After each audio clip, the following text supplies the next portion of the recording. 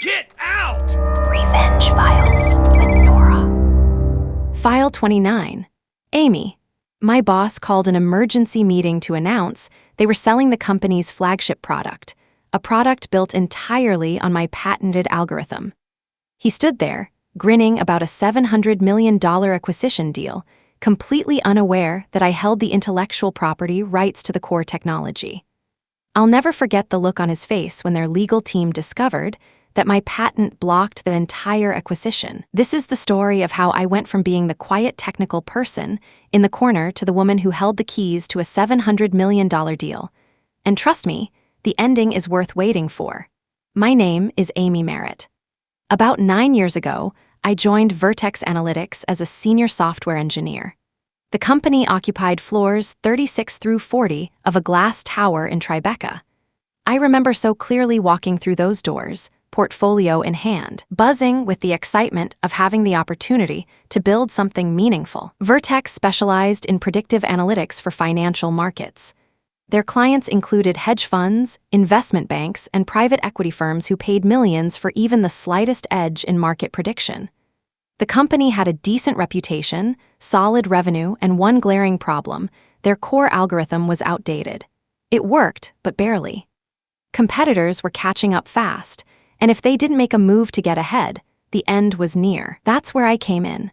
My background was in machine learning and signal processing. I had spent 5 years at MIT completing my doctorate, followed by 2 years at a research lab developing proprietary prediction models. When Vertex recruited me, they sold me on the vision: help us build the next generation of market intelligence. What they didn't mention was that help us build actually meant build it yourself while we take the credit. My boss was Marcus Trent, the division head of product development. Marcus had an MBA from Wharton, a corner office on the 38th floor, and absolutely zero understanding of the technology his division produced. He was the kind of leader who scheduled meetings about meetings, who used phrases like synergistic optimization and paradigm-adjacent thinking without irony, and who genuinely believed that management was harder than engineering. During my interview, Marcus had smiled warmly and assured me that Vertex valued its technical talent. "We're not one of those companies that treats engineers like code monkeys," he said, leaning back in his leather chair. "Here, you'll have ownership, real ownership. Your ideas matter." I'll admit that believing him was a mistake, but I had no prior experience to suggest I shouldn't. I made another big mistake that I would later regret. The HR representative who walked me through my employment contract, 47 pages of dense legal language, kept rushing past certain sections. "Standard stuff," she assured me. "Everyone signs the same agreement." I signed that document, one that would significantly impact the rest of my life, without having an independent IP lawyer review it first. I was eager. I had bright ideas and big dreams. Within 3 months of starting, I had completely redesigned their prediction algorithm from scratch. The original system used basic regression models with manual feature selection. My approach was different. I developed a novel ensemble method that combined deep learning with proprietary signal decomposition techniques I had invented during my doctoral research. The key innovation was something I called temporal resonance mapping, a way of identifying patterns in market noise that traditional models couldn't detect. The results were extraordinary. In backtesting, my algorithm outperformed their existing system by 400%. Live testing showed even better numbers. Within 6 months, Vertex's largest clients were reporting unprecedented returns, and the company's revenue doubled. Marcus was thrilled. He announced the breakthrough at a company all-hands meeting and took the stage, but his PowerPoint presentation featured 0 mentions of my name. "Our team has achieved something remarkable," he declared. "Through collaborative innovation and strategic vision, we've developed a next-generation prediction engine that will define the future of financial analytics." I sat in the back row, watching 34 of my colleagues applaud a man who couldn't explain the difference between a neural network and a fishing net. I was invisible. I felt uneasy. I have to admit that this situation actually helped me question certain things and see more clearly. That evening, when I went home to my apartment in Murray Hill, I did something I should have done long before. something I should have done before signing any contract. I read my employment agreement, every page, every clause, and that's when I found it. Section 12.4, buried on page 31, contained language about intellectual property assignment. The clause stated that Vertex owned all inventions conceived or developed using company resources during company time or relating to company business. Standard language.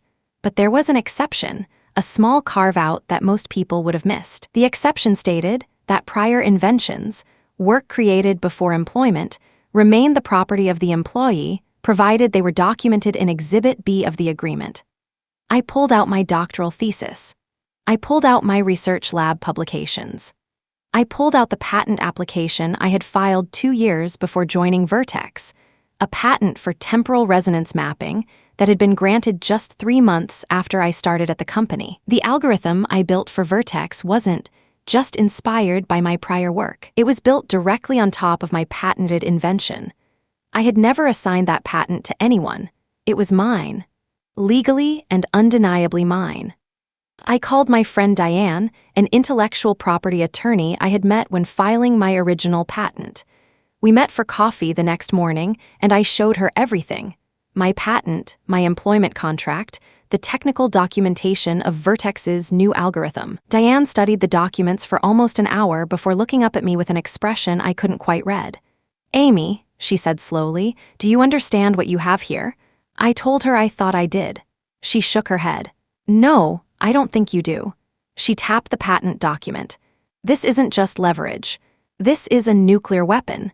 If Vertex is using your patented technology without a licensing agreement, their entire product is built on an infringement. Every dollar they've made, every client they've served, all of it is legally compromised." I asked her what I should do. "Nothing," she said. "Not yet. Document everything. Keep copies of all technical specifications that show how their system uses your patent. And wait. Wait for what?" Diane smiled, but there was something sharp in it. "Wait for the right moment. These things have a way of revealing themselves." I took her advice. For the next 6 years, I documented everything in Notion. Every code commit with timestamps. Every architecture decision with screenshots. Every technical meeting where my patented methods were discussed and implemented. I organized it all into folders: patent evidence, meeting notes, email chains, code documentation. I built a paper trail so comprehensive that any patent attorney could follow it blindfolded. Meanwhile, Marcus continued taking credit for my work. He was promoted to senior vice president. He gave keynote speeches at industry conferences about his algorithm. He was featured in Forbes as one of the top 50 innovators in fintech. My name appeared nowhere. I won't pretend this didn't hurt. There were nights I considered quitting, taking my patent and my documentation and walking away, but something kept me there. Maybe it was stubbornness. Maybe it was curiosity about how far they would push their luck, or maybe, deep down, I knew that the longer I waited, the bigger the eventual reckoning would be. I continued doing my work with the same care, even if not with the same enthusiasm. The right moment came on a Tuesday morning in October. I was sitting at my desk, reviewing code for a minor system update, when an email from Marcus landed in my inbox. The subject line read, "Confidential, all hands meeting, mandatory attendance." The message was brief: "Please join us in the main conference room at 2 p.m. for an important company announcement. Attendance is required for all employees." The main conference room was on the 38th floor, the executive level where I rarely ventured. When I arrived, the room was already packed. Folding chairs had been set up to accommodate the overflow crowd. There was a different energy in the room than usual. Excited whispers, nervous laughter. People knew something big was about to happen. Marcus stood at the front, flanked by 2 men I didn't recognize. Both wore expensive suits and the polished confidence of people who negotiated deals worth more than most people earned in a lifetime. Behind them, a large screen displayed a single logo, Ironclad Capital. I knew that name. Ironclad was one of the largest private equity firms on the East Coast. They specialized in acquiring technology companies, optimizing their operations, and either taking them public or selling them to larger corporations. Their portfolio included some of the biggest names in fintech: Marcus cleared his throat, and the room fell silent. "Thank you all for coming," he began. He was quite confident, and it was obvious he could barely contain his excitement. "I have some incredible news to share. After months of confidential negotiations, I am thrilled to announce that Vertex Analytics has entered into an agreement to be acquired by Ironclad Capital." A murmur rippled through the crowd. Some people looked excited, others looked worried. Acquisitions meant change, sometimes good, often uncertain. "The acquisition is valued at $700 million, Marcus continued, and now his smile was so wide it looked almost painful. "This represents a tremendous validation of the work we've done here, the technology we've built, and the vision we've pursued." I felt my stomach tighten. The technology we've built. As if he had contributed anything beyond PowerPoint slides and management jargon. "The deal is expected to close in 90 days, Marcus said, "pending standard due diligence and regulatory approval. During this period, it's critical that we maintain business as usual. No discussions about the acquisition with clients or external parties. Everything you've heard today is strictly confidential." One of the suited men stepped forward. He introduced himself as Richard Holt, managing director at Ironclad. His voice had the smooth certainty of someone accustomed to being the most powerful person in any room. "We're very excited about this partnership," Holt said. "Vertex's predictive analytics platform represents exactly the kind of proprietary technology that we look for in acquisition targets. The algorithm, what we understand you call the Vertex prediction engine, is unlike anything else on the market. Our technical due diligence team has been extremely impressed." Proprietary technology. I almost laughed out loud. "We anticipate a seamless transition," Holt continued. "Our goal is to preserve the innovative culture that has made Vertex successful while providing the resources and scale to take this company to the next level." The meeting ended with applause and congratulations. People crowded around Marcus, shaking his hand, telling him what a great leader he was. I slipped out through the back door and took the stairs down to my floor. My hands were shaking as I sat down at my desk. $700 million. They were selling the company, my algorithm, my patent, my work, for $700 million, and I was going to receive nothing beyond my standard salary and whatever modest stock options I had accumulated over the years, unless. I pulled out my phone and called Diane. "Are you watching the news?" I asked. "What news?" "Vertex is being acquired. $700 million. They're selling my patent without even knowing they don't own it." There was a long pause on the other end of the line. "Amy," Diane finally said, "we need to meet tonight, and you need to bring everything you have." We met at her office in the financial district, a small but elegant space on the 22nd floor. Diane had cleared her conference table and spread out every document I had brought: my original patent, the technical specifications for the Vertex algorithm, the employment contract with its critical carve-out clause, and 6 years of documentation. Diane spent 2 hours reviewing everything. Meanwhile, I could barely wait, tense and curious. When she finally looked up, her expression was a mixture of disbelief and admiration. "This is one of the cleanest cases of patent infringement I've ever seen," she said. "And the timing could not be better for you." She explained the situation. Ironclad was about to pay $700 million for a company whose core product was built on technology they didn't legally own. The acquisition agreement would almost certainly include representations and warranties, legal promises that the seller owned all necessary intellectual property rights. If those representations were false, the entire deal could collapse. "You have leverage," Diane said, "real leverage. The question is how you want to use it." I had been thinking about this for a long time, 6 full years, and I knew exactly what I wanted. "I want what's fair," I said. "I want recognition for my work. I want compensation for my invention. And I want Marcus to finally understand that he didn't build anything, I did." Diane nodded slowly. "Then here's what we're going to do. We're going to send a letter to both Vertex and Ironclad, informing them of your patent and its relationship to the Vertex prediction engine. We're going to give them a chance to respond, and then we're going to see what they're willing to offer. And if they're not willing to offer anything," Diane smiled, and there was nothing friendly in it, "then we file an injunction to block the acquisition until the patent dispute is resolved. A $700 million deal doesn't close when there's a pending intellectual property lawsuit. The clock is their enemy, and you hold the key. After 6 years of routine work life and passive waiting, everything suddenly accelerated. Even though I didn't know exactly what to do, I trusted Diane. Following her advice to the letter, I sent the letter on Thursday morning. To Marcus, to the CEO of Vertex, to Richard Holt at Ironclad, and to both companies' legal departments. The letter was professional, precise, and devastating. It outlined my patent, documented the infringement, and politely noted that proceeding with the acquisition without addressing the intellectual property issues would expose both companies to significant legal liability. I was sitting at my desk Friday afternoon when security appeared at my cubicle. "Miss Merritt," one of them held out a cardboard box. "We need you to collect your personal belongings. You're being placed on administrative leave pending investigation." I asked, "What investigation?" "I'm not authorized to discuss that, ma'am. Please collect your things." I packed my photos, my coffee mug, my small collection of desk plants. The security guards escorted me to the elevator, down to the lobby, and out the front door.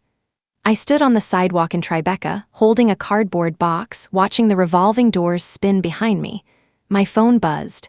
A text from an unknown number. "Miss Merritt, this is Richard Holt from Ironclad Capital. We need to talk. Name your time and place." The game had officially begun. There was no going back. I chose neutral ground, a private conference room at the University Club on West 54th Street. I was a member through my MIT alumni network, and the location sent a message.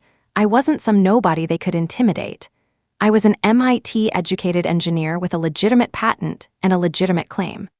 Richard Holt arrived with 3 lawyers. Marcus wasn't with them. I later learned he had been specifically excluded from the meeting after Ironclad's legal team realized how badly he had handled the intellectual property situation. Diane sat beside me, a stack of documents organized neatly in front of her. We had rehearsed this meeting 12 times. We knew what they would offer, we knew what we would accept, and we knew exactly how far we were willing to push. Holt opened with pleasantries, comments about the weather, the nice facilities, how much he appreciated me making time to meet. I smiled and said nothing. Diane had warned me, let them make the first substantive move. "Miss Merritt," Holt finally said, leaning forward, "I'll be direct. Your patent presents a complication for our acquisition. We'd like to resolve this efficiently and fairly." I nodded. "I'd like that too. We've reviewed your documentation. Our technical team confirms that the Vertex algorithm does appear to utilize methods covered by your patent." He paused, as if the admission physically pained him. "We're prepared to offer a one-time payment of $2 million for a full assignment of your patent rights to Ironclad. $2 million. Would you have accepted? I had never seen that kind of money in my life." "No," I said. Holt blinked. "I'm sorry. The answer is no. My patent is the foundation of a product you're paying $700 million to acquire. $2 million represents less than 0.3% of the deal value. That's not fair. That's not even close to fair." One of Holt's lawyers shifted uncomfortably. "Miss Merritt, with respect, patent valuations are complex. The algorithm's value derives from many factors beyond your specific invention." "No," I interrupted. "It doesn't. I've reviewed your due diligence reports. The technical assessment specifically identifies the temporal resonance mapping functionality as the key differentiator. That functionality is my patent. Without it, you're buying an ordinary analytics platform worth maybe $50 million on a good day. The other $650 million, that's me." Silence fell over the table. Holt exchanged glances with his legal team. Diane spoke for the first time. "My client isn't being unreasonable, gentlemen. She's being accurate. If this acquisition closes without resolving the patent issue, you'll face immediate litigation. Best case, that means years of legal fees and uncertainty. Worst case, an injunction that forces you to disable the core functionality of the product you just paid $700 million to acquire." She slid a document across the table. "Here's what we're proposing instead." Our counter-offer was comprehensive. I wanted a licensing agreement that paid me a percentage of revenue generated by any product using my patent, 3%, paid quarterly, for the life of the patent. I wanted a lump sum payment of $25 million to compensate for the 6 years of infringement that had already occurred. I wanted full public acknowledgement of my contribution to the technology, and I wanted a position at Ironclad's portfolio company as Chief Technology Officer with full authority over the product I had created. Holt read through the proposal without expression. When he finished, he looked at me with something that might have been respect. "This is significantly more than we anticipated. This is significantly less than you'd lose in litigation," I replied. "I need to discuss this with my partners." "You have 72 hours, Diane said. "After that, we file for injunction." The meeting ended. I walked out of the university club into the cool October air, my heart pounding. I had just demanded $25 million from a private equity firm. Either I was about to become very wealthy, or I had just made very powerful enemies. The next 72 hours were the longest of my life. I couldn't sleep. I couldn't eat. I kept checking my phone every few minutes, waiting for a response that never came. At 3 a.m., I paced my apartment, rehearsing arguments in my head, imagining worst-case scenarios. What if they called my bluff? What if they had lawyers who could find loopholes in my patent? What if this cost me my entire career? Diane calmed me down. She said the waiting period was completely normal. They were negotiating internally, consulting with lawyers, running scenarios. But the silence was agonizing. On the third day, at exactly 4:47 p.m., my phone rang. It was Holt. "Miss Merritt," he said, his voice carefully neutral. "We've reviewed your proposal with our partners and our legal team. We have a counter offer." I held my breath. "We'll agree to the $25 million lump sum payment. We'll agree to the licensing arrangement, though we'd like to discuss reducing the percentage to 2%. We cannot offer you the CTO position at Vertex. That's been promised to someone else in the acquisition agreement. However, we can offer you an equivalent role at Ironclad as Director of Technical Innovation, overseeing patent strategy across our entire portfolio." I kept listening. "The public acknowledgement," Holt continued, "presents some complications. Marcus has been the public face of this technology for years. Contradicting that narrative could create reputational issues for the company during a sensitive transition period." "Then we have a problem," I said. "Public acknowledgement is non-negotiable, and I'm firm on that." More silence. I could almost hear him calculating. "What if we compromise?" He finally offered. "We issue a joint press release announcing a strategic partnership with you as the inventor of the core technology. We don't explicitly say, Marcus took credit for your work, but anyone who reads between the lines will understand. And going forward, all marketing materials will accurately reflect your contribution." I thought about it. Being stubborn could work against me. It wasn't everything I wanted, but it was enough. Marcus would never be able to claim the algorithm as his own again. The truth would become common knowledge. 2.5% on the licensing, I countered. "Final offer." Holt laughed, a genuine laugh, not a negotiating tactic. "Miss Merritt, you should have been in private equity. 2.25%, and we have a deal." Done. We signed the agreement 3 weeks later in a glass-walled conference room at Ironclad's headquarters. The documents were 2 inches thick: licensing agreements, employment contracts, non-disclosure provisions, and a settlement agreement that included language about the amicable resolution of potential intellectual property disputes. The $25 million hit my bank account the next morning. I stared at the number on my screen for a long time, trying to make it feel real. But in my eyes, the real victory came a week later, when the press release went out. Ironclad Capital announces strategic technology partnership with Dr. Amy Merritt, inventor of the Vertex Prediction Engine's core algorithm. The release went on to describe my background, my patent, and my new role at Ironclad. It mentioned Marcus exactly once in a boilerplate quote about the collaborative environment at Vertex. The industry press picked up the story immediately. Within days, the narrative had shifted. I wasn't the quiet engineer in the corner anymore. I was the inventor, the patent holder, the woman who had built the technology that made a $700 million acquisition possible. And Marcus? The day after the press release, I heard he had been quietly removed from the acquisition transition team. His role in the new Vertex was undefined. His keynote speech at the upcoming FinTech conference was canceled. I didn't gloat. That would have been unprofessional, but I won't pretend I didn't smile when I heard the news. 3 months after the acquisition closed, I received an unexpected invitation. The American Intellectual Property Law Association was hosting their annual conference in Manhattan, and they wanted me to deliver a keynote address. The topic: protecting individual innovation in the age of corporate acquisitions. They had seen the press coverage, they knew my story, and they thought other inventors could learn from my experience. I accepted. The conference was held at the Javits Center, a massive glass structure on the west side of Manhattan that overlooked the Hudson River. The main ballroom held over 1,000 attendees: patent attorneys, technology executives, independent inventors, legal scholars, and journalists covering the intellectual property beat. When I walked onto the stage, the applause was so loud I could feel it in my chest. Trying to hide the excitement of finally receiving attention after being invisible for so many years, I told my story. Not the polished, professional version, the real one.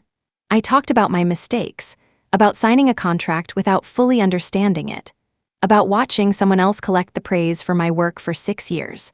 I talked about the doubts, the disappointments, the nights I almost gave up. And I talked about what it finally felt like to fight back. Intellectual property rights exist for a reason, I said, looking out at the crowd. They exist to ensure that the people who create value receive fair compensation for their work. They exist to prevent corporations from simply absorbing individual innovation without acknowledgement or payment. And they exist to give people like me, like many of you, the legal standing to say, "This is mine and you cannot take it." The applause after my speech lasted nearly 3 minutes. People stood. Some had tears in their eyes. Afterward, I spent 2 hours signing programs, answering questions, and listening to other inventors share their own stories of innovation and injustice. Learning that so many people shared the same struggles was both heartbreaking and hopeful in terms of what we could accomplish together. That evening, as I was packing up my materials, a young woman approached me.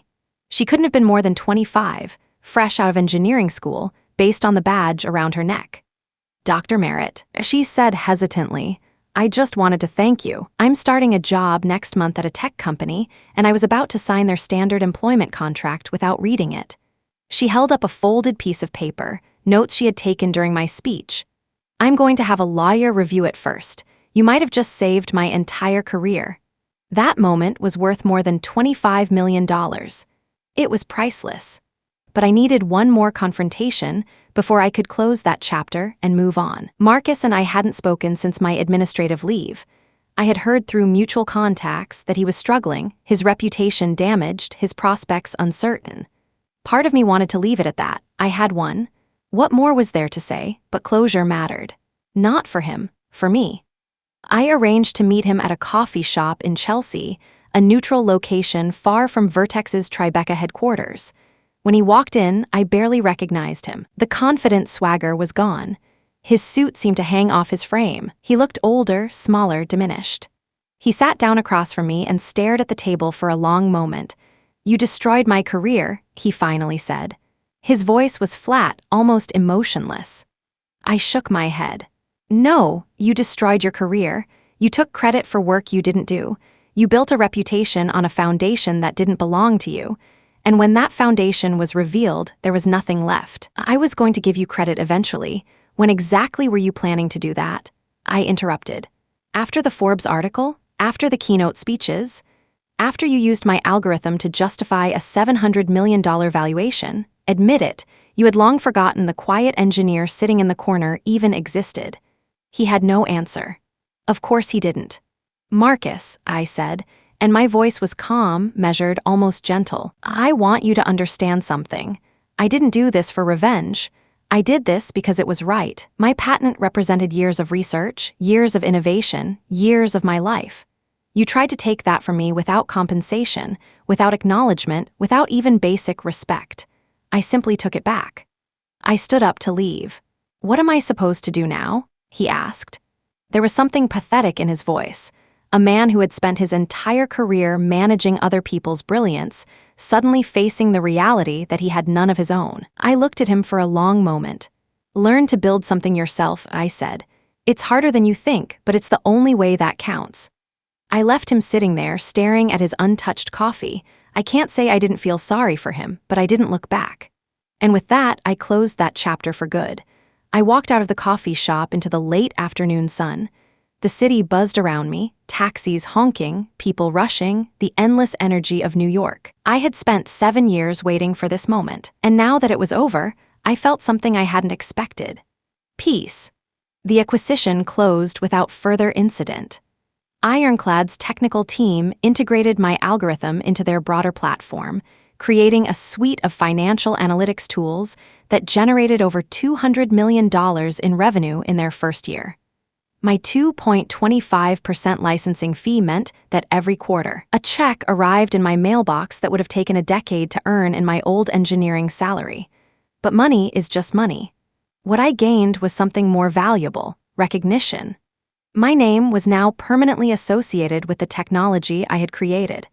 My patent was cited in academic papers, referenced in industry publications, and taught in business school case studies. When people talked about the Vertex prediction engine, they talked about me. 6 months after the acquisition, I received a call from a startup in Boston. They were building a new kind of prediction platform for healthcare applications, and they wanted me to join as a co-founder and chief technology officer. The equity stake alone was worth more than everything I had made at Vertex in 7 years. I took the job. I moved to Boston. I built something new. And this time, my name was on every document. I had learned my lesson, never to make the same mistakes again. It's been 2 years since I left Vertex. My healthcare prediction startup just closed our Series B funding at a valuation of $90 million. Every day, I walk into an office where my patent hangs on the wall, framed and visible, a reminder of what happens when you protect what's yours.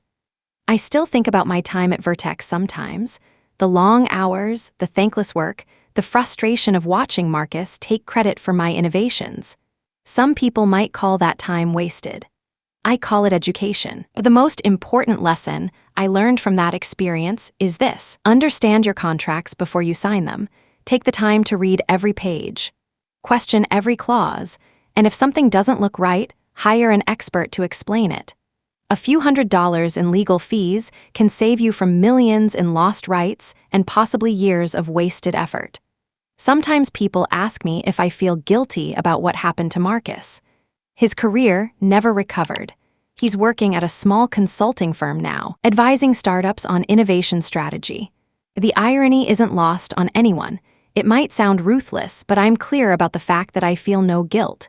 For 6 years, I watched Marcus build his success on a foundation I created. When that foundation was removed, his success collapsed. That's not my fault. That was his choice, and this is the consequence of that choice. The true power of intellectual property isn't in the lawsuits or the settlements. It lies in the simple truth that ideas have owners, and those owners have rights. When you create something valuable, protect your rights and claim your value. That's not revenge. That's justice. Do you agree? Share your thoughts in the comments. The full blue file playlist's waiting, or discover other color files for more office revenge. See you in the next file.